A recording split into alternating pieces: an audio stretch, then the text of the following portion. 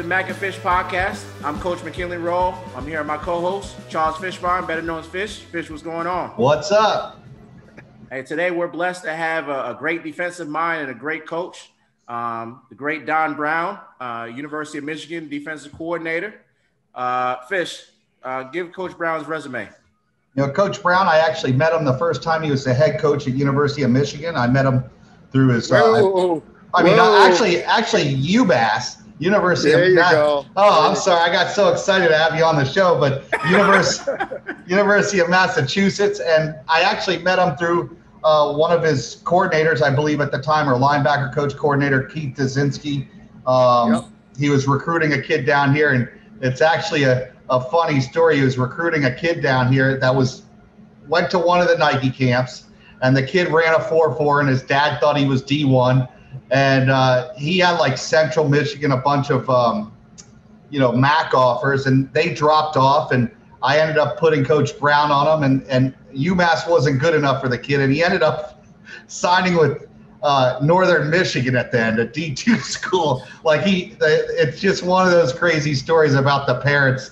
And the kid was so wired when Coach Brown came down. I think he's like, why am I ever talking to this guy again? But it's all good. But, I met him at UMass, like I said, and then he was a defensive coordinator in Maryland 2009, 2010, University of UConn 2011-12, BC 2013 through 15, and now since 2016, the defensive coordinator at University of Michigan. One of a very good friend of mine, and I'm glad that he came on the show today. I'm really excited to get this thing going. All right, awesome. Well, Coach, thank you for joining us. Fish is going to give you the first question. And this crazy, Coach, when I was looking up stuff, and I looked it up, and your first head coaching job was as a baseball coach. And I figured we got to go over this. How you went from being a baseball coach and transitioned to football. How did this happen?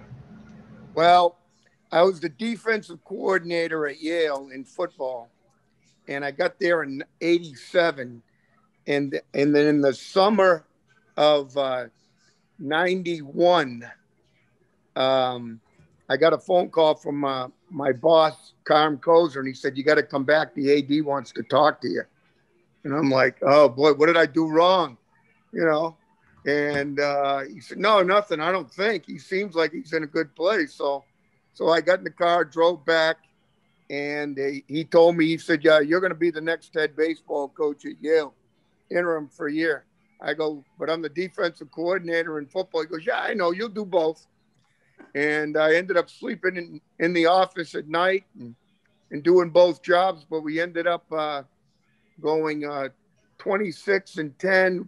Went to the NCAA's regionals in Starkville, Mississippi.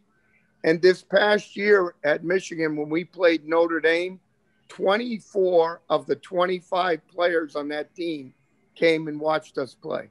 Wow. That's awesome. So that's a pretty good deal, right?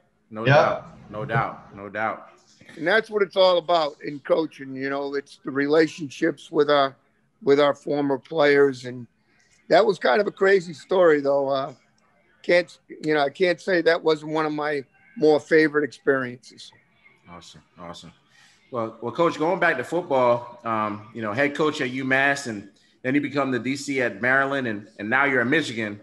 Why give up being a head coach at an FCS school to become a DC at the FBS level? Well, we all have aspirations, right? I went to a Division III school, Norwich University, the oldest private military college in the country. And, you just start climbing that ladder and coaching. And, had some successful years at Northeastern and UMass.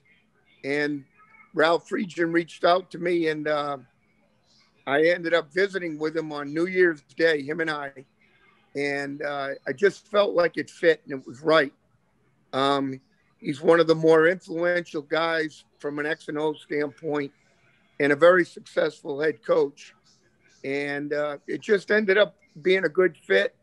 And, you think you're going to end up doing that for a couple of years, whatever, and then maybe have that opportunity at the next level. And I've certainly chatted with some people, but I'm certainly happy with my role here at Michigan. Yes, sir.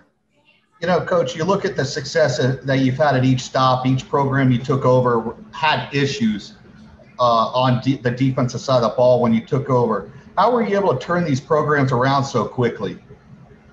Well, the one thing, and I think Coach Roll will tell you this too, is some guys will come in and they want their own guys. So it becomes a difficult process because you're trying to move guys along. Whereas the one thing that I think I've always tried to do is just do my deal, tell the guys, hey, we're all in it together and chase the dream together. So, I just welcome them into the club and let's go to work. Well, Coach, these fans and so-called football experts always argue, is it the players or the scheme, or is it a combination of both? What would you say, if you were talking to them and, can get that message out? Well, here's what I say. And this may sound crazy, but this is my approach. I just think as a coach, you take the responsibility, give all the accolades to the players, take all the pressure off them, and it's your deal. It's on you when you lose. It's on them when they win.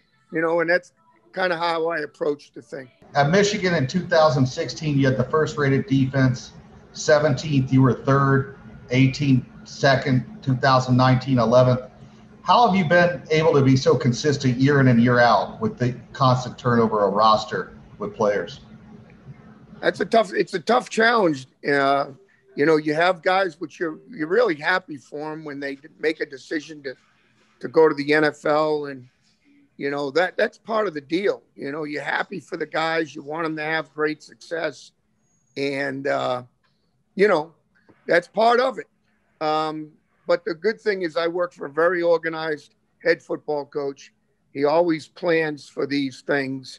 So you just got next guy up mentality and get the guys ready to play. Well, Coach, you've had some great players that you coached over the years. I know when you and Fish met, you were excited to show him the defensive plays that Devin Bush made. How good was he at Michigan? And is he one of the best players you ever coached? And why? His freshman year, and his dad was with us in the analyst world. But his freshman year, he went through the learning curve. But he was a ball guy, like he was always around me, like I'd look to my right, he was kind of always there. So he was like a sponge. He just soaked it all in. And, we had Ben Gideon, who was, an all Big Ten Mike, and we had Mike McCray, who was an all Big Ten Will.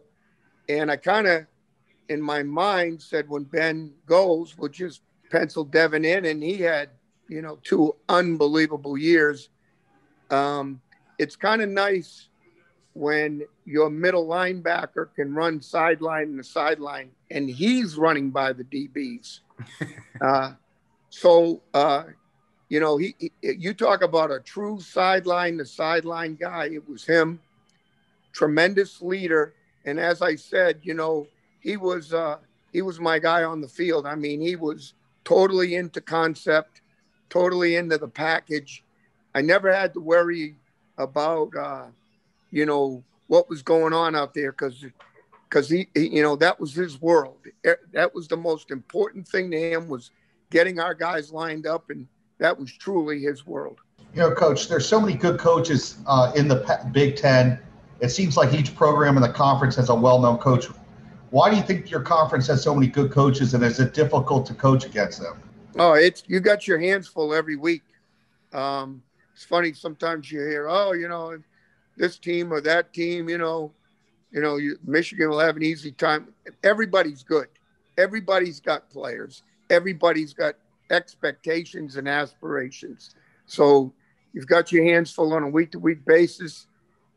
The thing I believe, you go in on Sunday, put the last game to bed and go to work and, treat everybody with tremendous respect, get ready to play the best you can, get your players ready to play and go get it. You guys have had, a lot of success there. I know from dealing with you personally that you want more. How close are you guys from competing for a Big Ten crown and possibly the playoffs?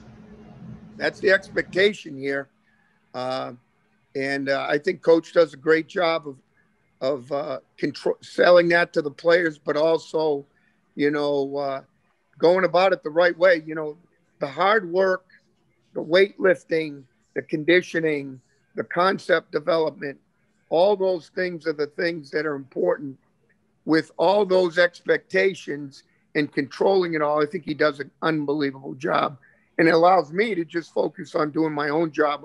Coach, how good are you guys up front on the defensive line this year? And how good do you think the defense is going to do this year at Michigan? Well, it's a crazy year, as you know, Coach. This pandemic's a scary thing.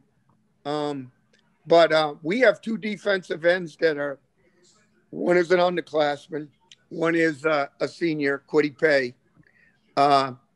And both of those guys are rated as, top prospects. Quity's from Rhode Island. How about that, Coach? The great state of Rhode Island. Wow. From a football standpoint. And we recruited him here. I was recruiting him at Boston College. He ended up coming here. And he's just developed. He's 6'4", 280. He's the best spread run defender in the country. Outstanding pass rusher. Aiden Hutchinson is an underclassman. He's 6'7". He's 270 pounds and totally flexible. Wow. So there's our two defensive ends. There's Carlo Kemp. He's kind of a self-made player. Started as a Mike, went to defensive end, then went to 3 technique, went to nose. We've moved him back to 3 technique. And he's a veteran presence and has really improved in his movement skills. Christopher Hinton's a 5-star guy. His dad, all pro for the Indianapolis Colts. And, he's really come along. And this Donovan Jeter is a 305-pound, big, strong, tough guy. So those would be, we feel like we got, those 3 inside. We got those 2 frontliners outside. And then we feel like we got 4 other guys that we can really count on as well. Good stuff. Well, Coach, you look at how many points and yards Alabama gave up when they played against Ole Miss. And you've seen the kind of points that have been given up defensively throughout college football. Do you think that's and you touched on the pandemic and how tough it's been for us on the high school level, as well as all the collegiate coaches and NFL. Do you feel as though that has played a part in why you've seen the amount of points offenses have been able to generate? I wish I could put my finger on it. I really can't. But I mean, obviously, your facts are accurate. It's right now it's a tough deal, and there's a lot of games across the country that are high flying, high scoring. And you got to work at it. Has it impacted tackling because you have had limitations in the amount of hitting you've been able to do, especially during all the development. Most of us lost spring practice. The kids get out of sync. Now you got to get them back in the weight room, get them back in sync and practice. So, it's a crazy issue right now. And I really can't put my finger on it, Coach. But I'm sure all of those reasons, have kind of linked to this, crazy amount of points. Just to follow up on that question there, Coach, you look at, the spread offenses and the different type of offenses you got to defend now. And a lot of the rules do favor the offenses. I'm not trying to make excuse for defensive coordinators and defensive coaches, but how much of an impact do you think that has that, guys have to tackle a certain way, guys have to worry about getting, targeting penalties? How much of that when you're coaching your players has an effect on how the game's changed and all the spread offenses and what offensive coordinators are able to do now? One of the things that I think we do a good job. I mean, I think in those PF, PFF studies and all that. We've been at or near the top all 4 years in tackling. And I think it really impacts on you as a coach. First off, you can't be smashing guys to the ground all day long because you won't have a team left. But the techniques and fundamentals and the things that go into tackling have to be practiced on a day-to-day basis. You have to have your group of fundamental drills that you do, whether it's a profile tackle, an angle tackle, a roll tackle, all those things, and be able to do it, and even do it on no pad days. I mean, tackling is so crucial, to your success. It doesn't matter what the scheme is. If you don't get people on the ground, you got no chance for success. So I really think that piece right there and what you do as a staff is really critical to your success in terms of getting people on the ground. Now, there's another topic that I'm a big believer in, is this converge deal. Like, if you have two guys coming from the right, nobody coming from the left, doesn't sound like your support system is balanced. So having two guys, a guy from the right, a guy from the left, two guys from the top down, from the right and left, and then the chase from the front to back. I mean, we're so big on converge, and get 6-7 guys to the ball. And the best way to be a great tackle in defense, get as many guys around the rock as you can and get the guy on the ground. That's our big push. On to a different subject. Coach Harbaugh, being an offensive coach, you're a defensive coach. How much competition is there between the two of you during practice? Do you feel like you have to get the best of him?